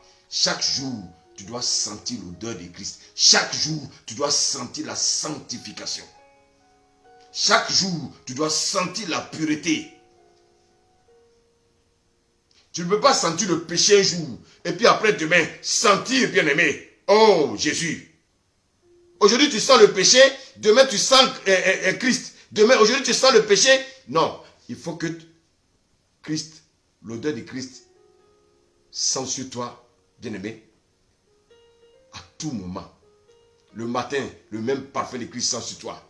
C'est pour ça que, bien-aimé, il y avait l'autel du parfum. Bien-aimé, on offrait le parfum le matin, et puis on offrait le matin le soir. Parce que le parfum du matin, là, il reste sur l'homme jusqu'au soir. Et le soir, quand il refait, le parfum du soir reste sur lui jusqu'au petit matin. Et quand le matin il se lève encore, il refait encore le parfum, le même parfum. Vous voyez, c'est de manière continuelle que le parfum de Christ doit sentir à nous.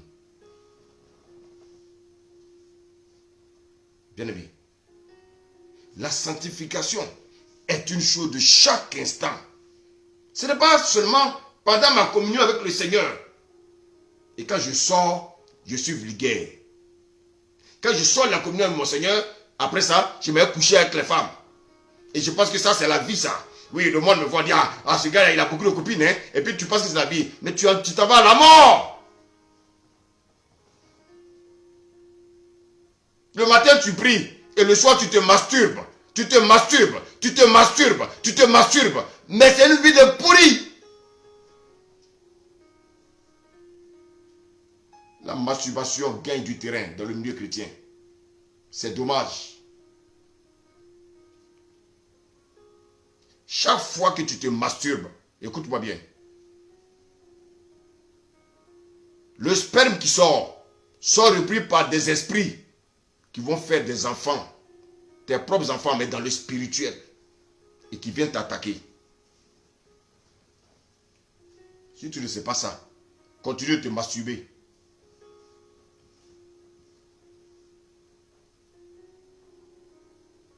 Nous devons porter continuellement l'odeur de Christ en nous. Nous devons continuellement porter en nous la sainteté, porter en nous la vie de sanctification. Aujourd'hui, ouais, j'ai fait des histoires à ma femme. Le soir, j'ai fait des histoires, je demande pardon. Le lendemain, je recommence. Non. Maintenant, quand nous portons cette odeur de Christ continuellement, ceux qui sentiront cette odeur, ceux qui verront les fruits de la vie de Christ en nous, ils chercheront à connaître qui est notre Christ. Ce n'est pas parce qu'on porte de grosses Bibles pour se promener dans la rue qui fait de nous des chrétiens. Non. Le vrai chrétien, c'est celui qui sent l'odeur de Christ en lui. Dans des endroits, quand tu vas dire, ah, cet homme-là, il est différent. Hein? Mais qu'est-ce qu'ils ont vu? Et puis ils disent que tu es différent. L'odeur de Christ qui sent sur toi. L'odeur de Christ qui sent sur toi. La parole de Christ qui sort de ta bouche. La respiration de Christ qui sort de tes narines. Et les paroles de Christ que tu écoutes. Pas écouter les mouchards. Moi, je n'écoute pas des choses qui vont polluer mes oreilles. Non. J'écoute les choses, bien aimées, qui vont me faire du bien. Des choses qui sont bien aimées. Des choses, bien aimées, qui apportent la paix de cœur. Mes oreilles n'écoutent pas les critiques. Je veux porter l'odeur de Christ. Quand je vais à un endroit, je me dis, ah, cet homme-là, vraiment, il est différent. Hein? Mais qu'est-ce qu'ils... Dites-moi, comment ils font pour savoir que tu es différent? Il y a l'odeur de Christ sur toi. Mais quand tu as le même odeur qu'eux, non, ils disent rien, ils savent que vous êtes pareil. Waouh! Quelle révélation! Est-ce que tu sens, bien-aimé, l'odeur de Christ? Dans ton lieu de travail, est-ce que tu sens l'odeur de Christ? Même dans ta propre maison, est-ce que tu sens l'odeur de Christ? Dans le quartier dans lequel tu vis, est-ce que tu sens l'odeur de Christ? Ce n'est pas poster les messages sur Facebook. Ce n'est pas envoyer des messages sur Facebook. Non, bien aimé, il faut sentir l'odeur de Christ. Tu peux vivre caché et puis sentir l'odeur de Christ.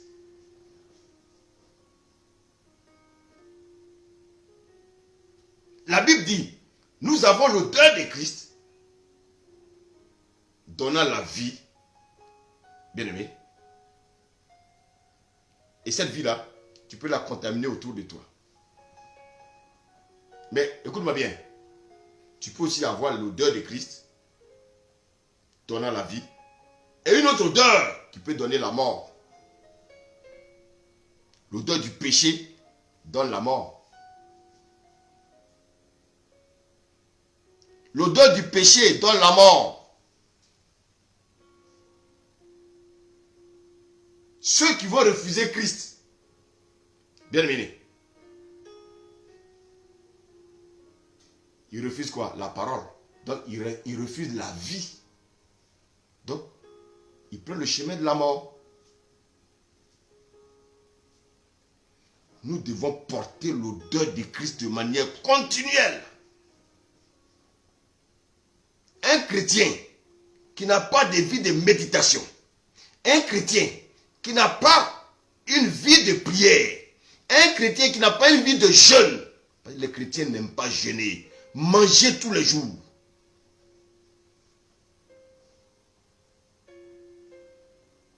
Bien-aimé, un chrétien doit avoir la vie de Christ. Une vie de sanctification. Une vie de prière. Une vie de méditation. Une vie de jeûne. Bien-aimé. Bien-aimé. Un chrétien qui n'a pas une vie de sanctification, un chrétien qui n'a pas l'odeur de Christ, il est en danger de mort. Tu ne peux pas refléter le témoignage de Christ. Tu es en danger de mort.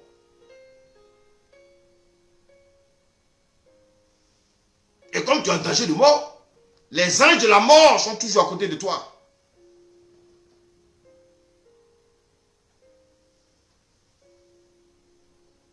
Bien-aimé, les anges de la mort sont à côté de toi. Ils sont prêts à t'emporter, comme ils ont emporté Ananias et Saphira. Le chrétien doit avoir une vie de prière.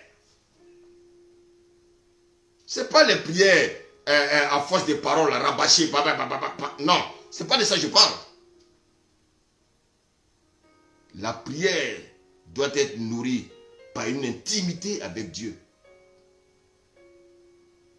Pas Seigneur, donne-moi. Oui, Seigneur, donne-moi. Seigneur, donne-moi. Oui, ça, ce ne sont pas des prières. Ça, c'est la mendicité. On ne peut pas se lever tous les jours pour demander au Seigneur de donner.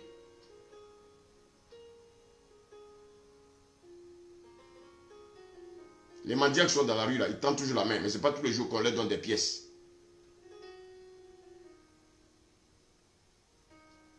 Pour prier, je dois m'appuyer sur ce que Dieu dit et non pas ce que mon cœur veut.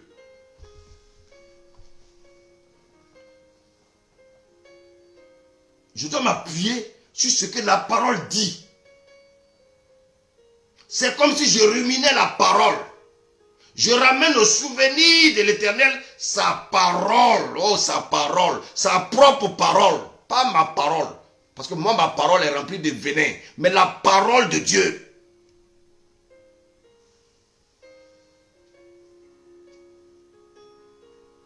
Et sans cela, vous demandez ce que vous voudrez et cela vous sera accordé. Parce que tu as prié la parole de Dieu.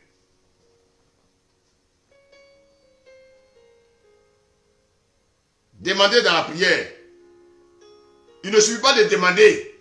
Mais il faudrait que ce que je demande vienne de la parole qui demeure en nous. Si la parole ne demeure pas en moi, et puis je commence à dire, ah, il y a mon patron là qui ne m'aime pas trop. Je prie pour qu'il fasse un accident. Et puis je prends sa place. Quand c'est comme ça, Dieu dit, allez aider le frère, allez l'aider mon fils là. Parce qu'il n'a encore rien compris. Ça, ce ne sont pas des prières. Ça, tu as tué de maudire ton patron. Dieu n'est pas là pour maudire. Dieu n'est pas là pour maudire. Sa parole doit demeurer en toi. Est-ce que sa parole demeure en toi? Depuis quand Dieu a dit de tuer quelqu'un? Depuis quand Dieu a dit dans sa parole que si quelqu'un te fatigue de prier pour qu'il ait un accident, c'est écrit où? Dieu est-il devenu un sorcier? Je ne crois pas.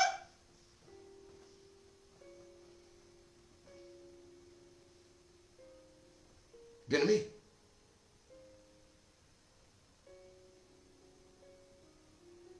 Cette prière-là, tu as puisé la parole où? Tu as puisé la parole où? Ça, ce n'est pas dans la Bible.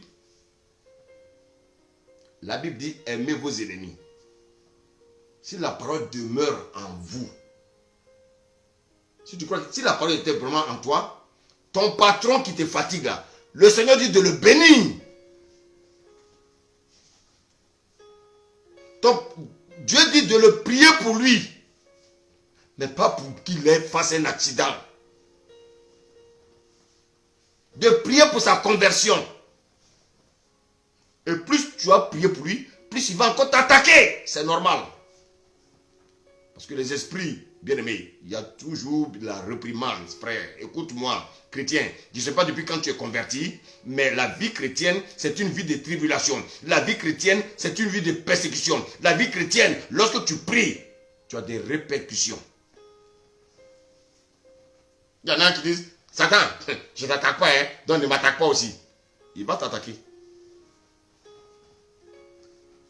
Mais il ne pourra pas te tuer. Écoute-moi. Il a attaqué Job. Il a donné le sida. Il a donné l'ulcère. Il a donné toutes sortes de maladies que vous voulez à Job. Il a tué même les enfants de Job. Mais qu'est-ce que Dieu a fait? Dieu lui a dit, tu peux tout faire. Même couper son nez, couper ses oreilles. Mais son âme, tu ne touches pas parce que ça m'appartient. Dans Job 42, Dieu a tout restitué à Job. Les enfants de Job qui étaient dans la drogue, dans l'alcool, Dieu a donné des enfants qui avaient sa crainte, des nouveaux enfants à Job.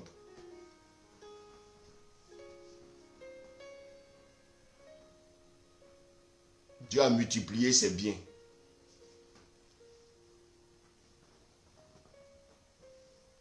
Bien-aimé. Quelles sont les prières que vous faites? Quelles sont les prières que vous faites? Le Seigneur veut sentir des parfums de bonne odeur. Est-ce que tu sens un parfum de bonne odeur? Le Seigneur te pose la question. Tu dois le savoir. Quelles sont les prières que tu adresses? Est-ce que tu as une vie de communion personnelle avec Dieu?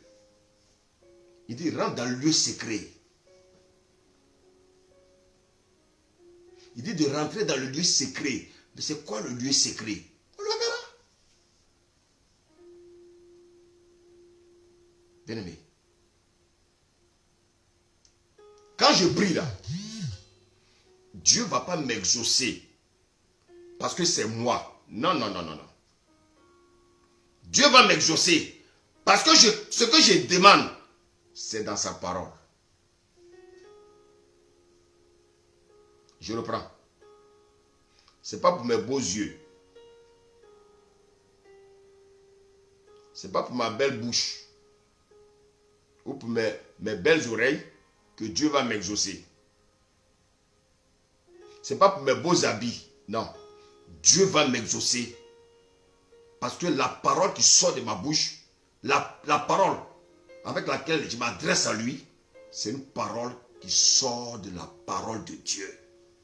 Donc, écoutez, quand je prie, quand j'utilise la parole de Dieu pour prier, Dieu se reconnaît dans sa parole. Il dit, j'ai un de mes enfants qui m'a appelé. Hein. J'ai un de mes enfants qui a besoin de quelque chose. Parce qu'il se reconnaît dans sa parole.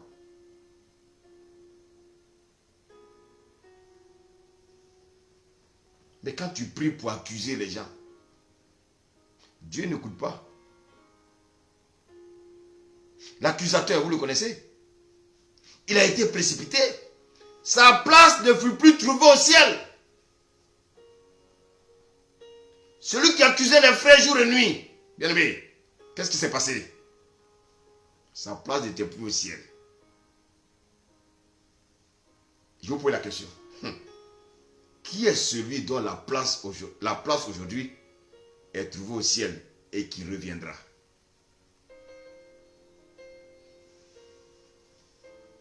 C'est celui qui est bien-aimé là-bas et qui a la droite de Dieu et qui intercède pour nous.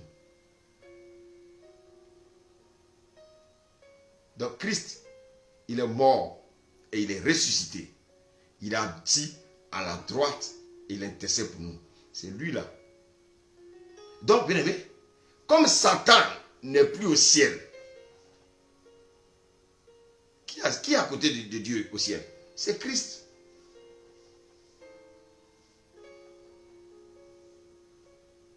L'accusateur, sa place n'est plus au ciel.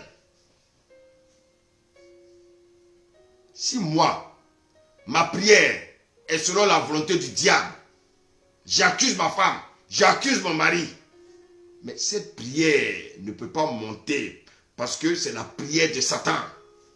Il est où? Il a été projeté sur la terre. Donc ma prière va rester où? Sur la terre. Vous ne connaissez pas les choses spirituelles. Laissez, on va vous enseigner.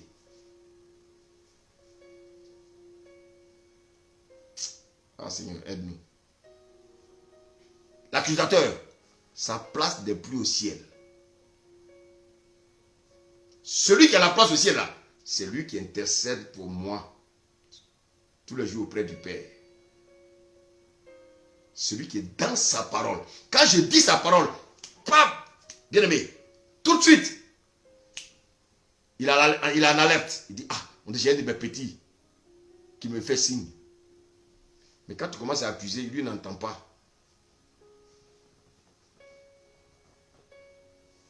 Bien aimé,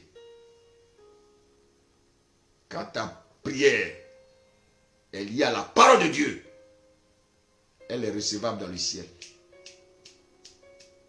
Ah oui, à la seconde. Rappelez-vous de l'échelle. L'échelle que Jacob a vue. À la seconde, le message est parti.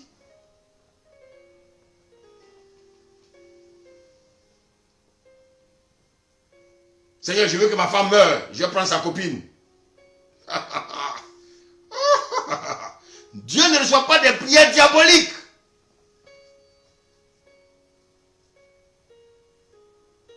Mais le diable, lui, le reçoit vite. Hein? Et puis, les démons, ces démons envoient un fax. Vite, un fax. Un fax. Bien-aimé. Bien-aimé. Devant l'autel de parfum. Le parfum qui est brûlé. Quand le pécheur vient avec son sacrifice qui est brûlé au niveau donc de l'autel des holocaustes, la cendre qui est récupérée, c'est avec cette cendre-là que les gens viennent et qui mettent dans l'autel des parfums. Et quand ça brûle, quand c'est une bonne odeur, Dieu accepte. Parce que la personne qui est venue se repentir, elle a libéré son cœur. Donc Dieu est heureux. Dieu ne peut que l'exaucer.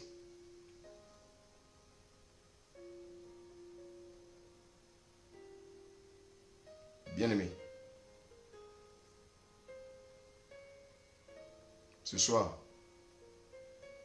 Dieu voulait que nous voyions les 3 ustensiles qui sont dans le lieu saint. Il y a trop de choses à dire, bien-aimé. Il y a trop de choses à dire.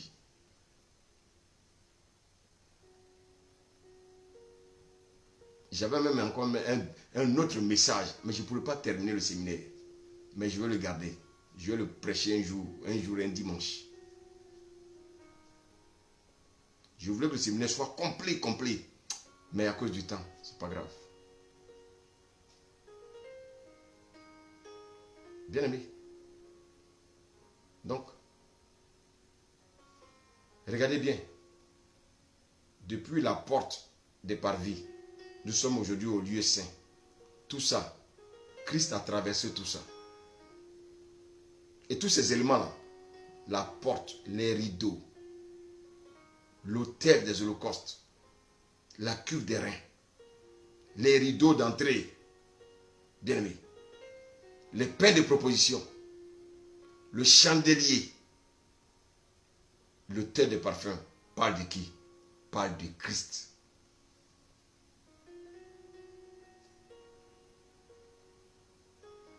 Donc le tabernacle c'est qui? Le tabernacle c'est Christ lui-même.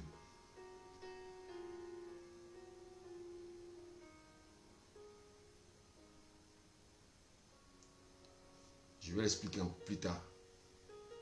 Toi par rapport à Christ, quel est le lien qu'il y a entre toi et le tabernacle? Je vais te l'expliquer.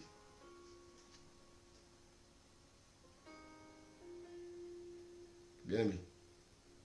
Mais pour ça, il faut pas... Vous voyez, quand c'est comme ça, il faut passer du temps dans la présence de Dieu. Il faut jeûner, prier pour que Dieu te révèle les choses. Il y en a qui ne jeûnent pas. Ils viennent la lettre. Non, frère, non. Il faut jeûner, dispose-toi. Passe du temps dans la présence de Dieu. Dieu te révèle des choses cachées. Bien-aimé, le lieu saint, le lieu saint, les sacrificateurs avaient droit à ces lieux-là. Les sacrificateurs n'avaient pas droit au lieu très saint. Le lieu très saint, il y avait un seul qui avait droit, le souverain sacrificateur. Le seul qui avait droit, c'était qui? C'était Moïse.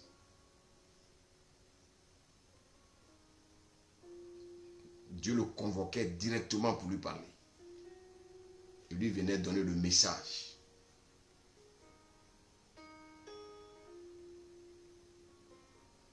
Alors, bien-aimé, je crois que Dieu nous a parlé ce soir. Est-ce que tu vas mettre ta vie en conformité? Est-ce que tu veux grandir? Demain, le Seigneur va nous faire encore du bien, bien-aimé. Il y a trop de révélations. C'est-à-dire, je ne sais même pas où je vais commencer. Il y a tard trop. J'ai oublié de faire des synthèses.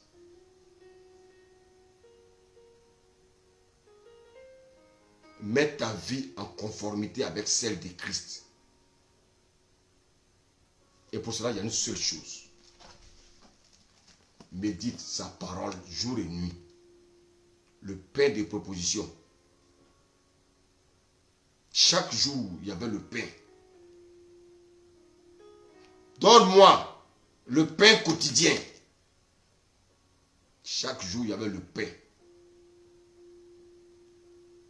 Le chandelier était toujours allumé.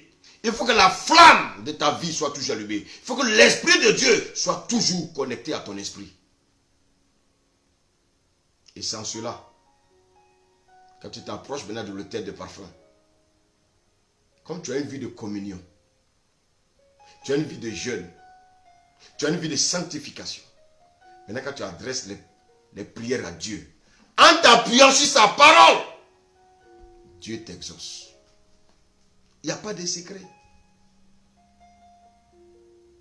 Dis-moi, quand tu vas à l'école, pourquoi on te donne des cours? C'est pour que tu les étudies.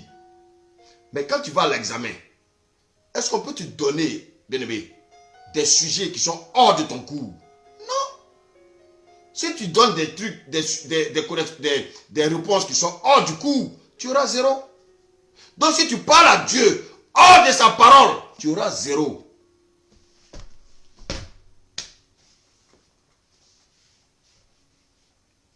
Mets ta vie en ordre. Dieu n'attend que ça.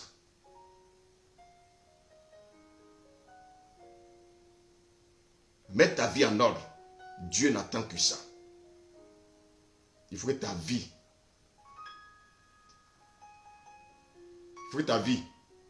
bien-aimé, sente un bon parfum de bonne odeur. Et ce parfum-là, c'est quoi? C'est la vie de Christ. Ce parfum-là, c'est Christ. Tu dois sentir Christ partout où tu vas. Tu ne peux pas sentir moitié Christ, moitié... Non, ça, c'est un mélange. C'est l'œcuménisme. Il faut que tu sentes Christ partout où tu vas. Quand on regarde ta tête, on dit... Mais tu n'as même pas encore ouvert la bouche. On dit, ce gars-là, certainement, c'est un chrétien. Mais pourquoi ils ont su? Parce qu'il y a un signal. Le Saint-Esprit, bien-aimé, les démons qui sont en face, ils ont regardé ton visage, ils ont dit, celui-là, l'esprit qui est en lui, il est différent de l'esprit qui est en moi.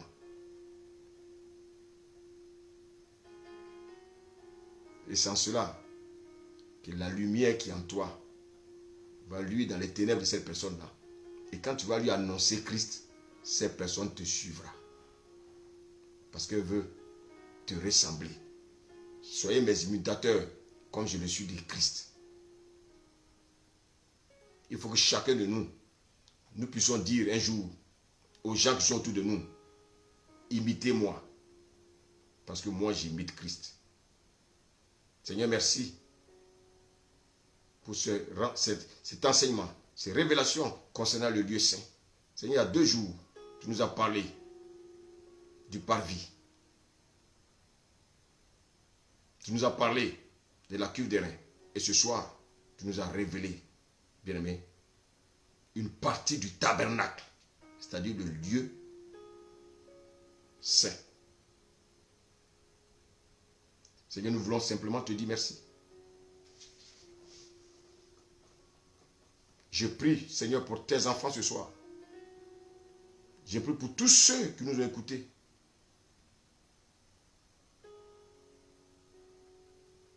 Je remets leur vie entre tes mains. Seigneur, permets-leur d'avoir une communion avec toi. Et que les esprits qui les empêchent d'avoir une communion, Seigneur, soient chassés au nom de Jésus. Je prie, Seigneur, que le Saint-Esprit soit leur conducteur. Tu as dit que tous ceux qui sont conduits par l'Esprit de Dieu sont fils de Dieu. Et étant fils de Dieu, Seigneur, tu les conduis maintenant devant l'autel des holocaustes. L'autel, pardon, des parfums, qui est aussi appelé l'autel d'or. L'autel des encens. Seigneur, lorsqu'ils adresseront des paroles, lorsqu'ils adresseront des prières vers toi, des paroles, des prières de supplication, Seigneur, tu les écouteras et tu les exauceras. Parce que tu es le Dieu qui exauce tous ceux qui sont à l'image de ton Fils. Je veux bénir ton nom, Seigneur, t'élever, te glorifier et te dire merci encore ce soir. Que ton règne vienne et que ta volonté soit faite. Au nom de Jésus, Amen.